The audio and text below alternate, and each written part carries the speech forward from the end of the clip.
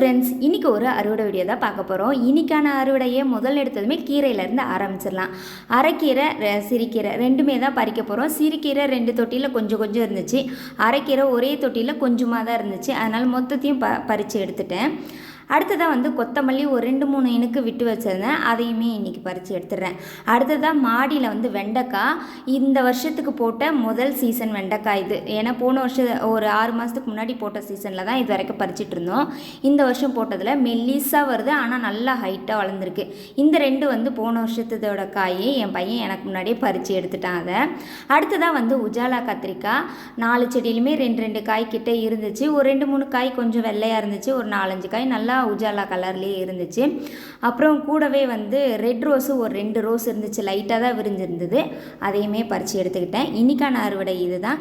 இந்த வீடியோ உங்களுக்கு பிடிச்சிருந்தா லைக் பண்ணி ஷேர் பண்ணி சப்போர்ட் பண்ணுங்கள். தேங்க்யூ. Happy gardening.